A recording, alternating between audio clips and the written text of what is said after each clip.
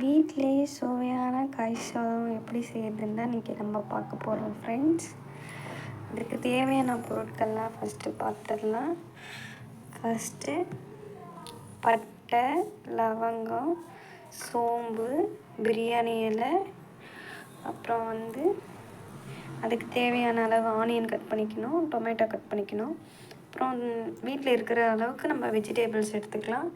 அப்புறம் plus vegetables, அப்புறம் soya chunks, கொத்தமல்லி, கருவேப்பிலை, அப்புறமா பிரியாணி மசாலா, அப்புறம் இஞ்சி பூண்டு பேஸ்ட்டு. இப்போ பார்த்திங்கன்னா தனி மிளகாத்தூள் எடுத்திருக்கோம், அப்புறம் மல்லித்தூள் எடுத்திருக்கோம், அப்புறமா கலருக்கு ஏற்ற மாதிரி கலர் பொடி, அப்புறம் பிரியாணி மசாலா. உங்களுக்கு தேவையான அளவு நீங்கள் கீ ஆட் பண்ணிக்கலாம். நான் போதுமான அளவுக்கு கீ ஆட் பண்ணிக்கிறேன். பாருங்கள். அப்புறம் சோம்பு, பட்டை, பிரியாணி இது சேர்த்து ஆட் பண்ணிக்கிறேன். இப்போ ஆனியன் ஆட் பண்ணிட்டேன் ஃப்ரெண்ட்ஸ். இது நல்லா கலர் சேஞ்ச் ஆகிற வரைக்கும் லைட்டாக ஃப்ளேமில் வச்சு வதக்கிட்டே இருக்கணும். நம்ம வீட்டில் இருக்க பொருள் மட்டும் வச்சு சிம்பிளாக டேஸ்டான காய் சாதம் எப்படி செய்யறதுன்னு இன்றைக்கி பார்க்க போகிறோம்.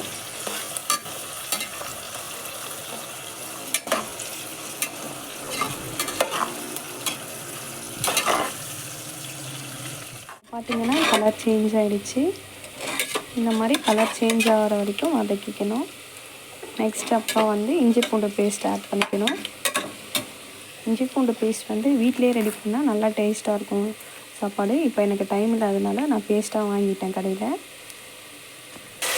2 டேபிள் ஸ்பூன் அளவு இஞ்சி பூண்டு பேஸ்ட் ஆட் பண்ணிக்கிட்டேன். இப்போ இங்கே பார்த்தீங்களா ஆட் பண்ணிட்டேன். இப்போ கொஞ்ச நேரம் அந்த ஸ்மெல் போகிற வரைக்கும் வதக்கிக்கணும். நெக்ஸ்ட்டு டொமேட்டோ ஆட் பண்ணிக்கணும். இப்போ டொமேட்டோவை ஆட் பண்ணிக்கிட்டேன். நல்லா வதக்கிக்கணும்.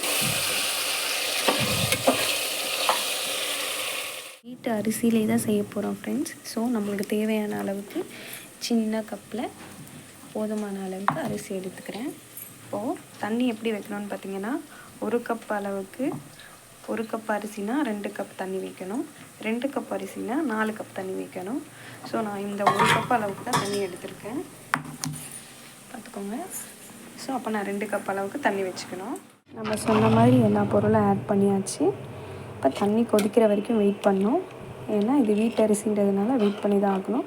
கடை அரிசினா அப்படியே கழுவி போட்டு விசில் விட்டுடலாம். இது கொதி வர வரைக்கும் வெயிட் பண்ணிவிட்டு மூடிடணும். 2 விசில் வந்ததுக்கப்புறம் ஆஃப் பண்ணி நம்ம செஞ்ச சாப்பாடு எப்படி வந்திருக்குன்னு பார்க்கலாம்.